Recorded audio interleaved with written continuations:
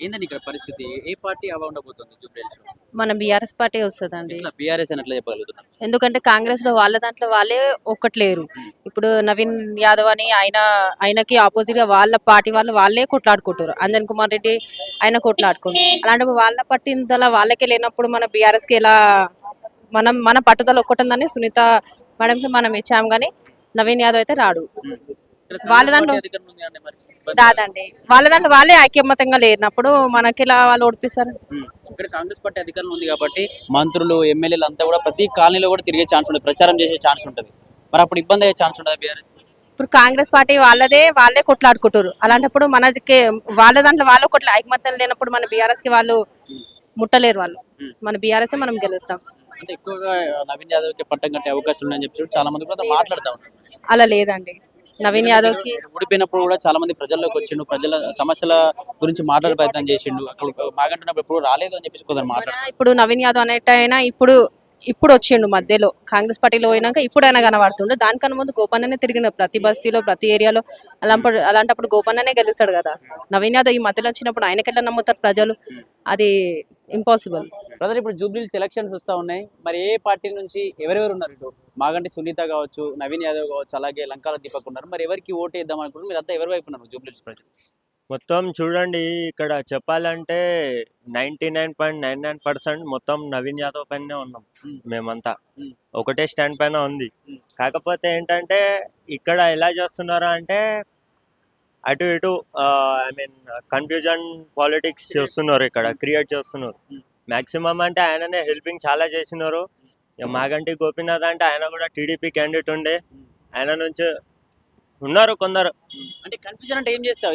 ఏం ప్రచారం చేస్తా ఉన్నారు? అంటే కన్ఫ్యూజన్ అంటే ఇప్పుడు ఆయనకి టికెట్ రాదు అని అన్నారు. ఆయనకి టికెట్ వచ్చింది. ఉమ్, వచ్చిన తర్వాత ఇప్పుడు ఎట్లా అన్నా ఎలక్షన్ అవుతుంది కదా, ఎలక్షన్స్ లో అర్థమైపోతుంది ఎట్లా అన్నా ఆయననే గెలుస్తాడు 100%. అంటే ఇంతకుముందు కూడా పోటీ చేసి కూడా ఓడిపోయింది కదా, మరి ఇప్పుడు గెలిచే ఛాన్స్ ఉందా మరి ఇక్కడ? సెకండ్ ఛాన్స్ లో పోయినారు కదా, first chance, third chance, fourth chance లో అయితే పోలే కదా. ఉమ్, అజరుద్దీన్ ఉండే, ఆయన కూడా సెకండ్ ఛాన్స్ లోనే పోయినారు అప్పుడు సెకండ్ టైం.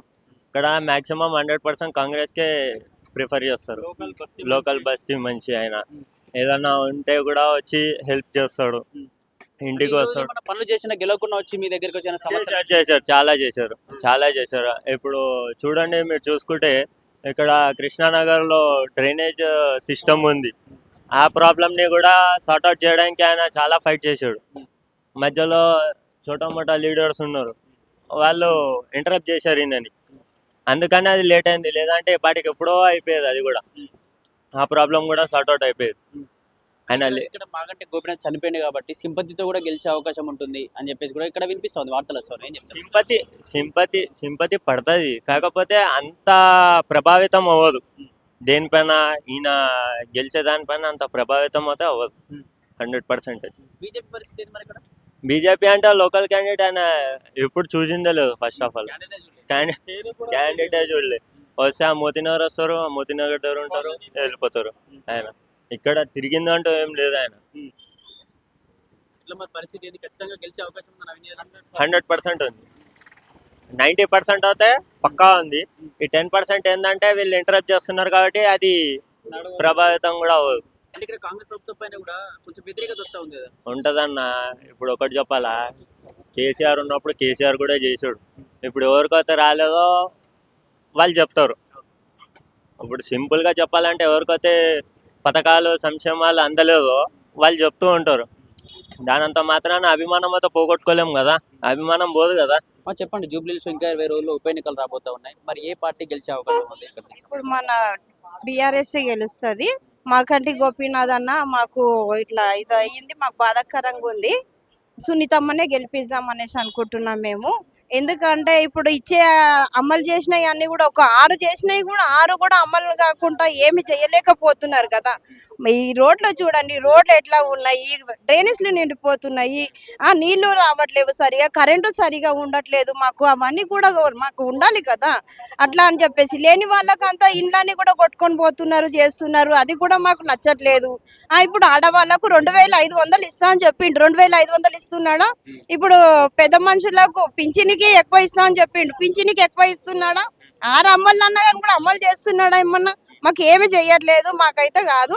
మేమైతే గోపన్నకు ఇప్పుడు సునీతమ్మ నిలబడుతుంది కదా, సునీతమ్మకే ఓటు మాది. అందరు కలిసి సునీతమ్మని. కాంగ్రెస్ పార్టీ అధికారంలో ఉందిగా, మరి ఇక్కడ గెలిచే ఛాన్స్ ఉందంటారా బీఆర్ఎస్? మాకు కాంగ్రెస్ పార్టీ ఇప్పటిదాకా గెలిచిందేమో కానీ ఇప్పుడు మటుకు గెలవదు. మాకైతే బీఆర్ఎస్ గెలుస్తుంది, కంపల్సరీ బీఆర్ఎస్ గెలుస్తుంది. మాకైతే బీఆర్ఎస్. అంటే ఇక్కడ కాంగ్రెస్ అధికారంలో ఉంది కాబట్టి కాంగ్రెస్ తరపున ఎమ్మెల్యేలు మంత్రులంతా కూడా జూబ్లీహిల్స్ పరిధిలో తిరిగే ఛాన్స్ ఉంది. మరి అక్కడ ప్రజలందరూ కూడా మళ్ళీ కాంగ్రెస్ వైపు మళ్ళీ ఛాన్స్ ఉండదు అనుకుంటున్నారు. వాళ్ళు తిరిగినా సరే, ఎందుకంటే గోపన్న ఎంతగానో మంచి చేసిండో అంత ప్రజలకు తెలుసు. ఆ ప్రజలు తెలిసి కాబట్టే వాళ్ళే చేస్తున్నారు. అందుకనే గోపన్న సునీతమ్మనే గెలుస్తుంది, బీఆర్ఎస్ గెలుస్తుంది అంతే మాకైతే.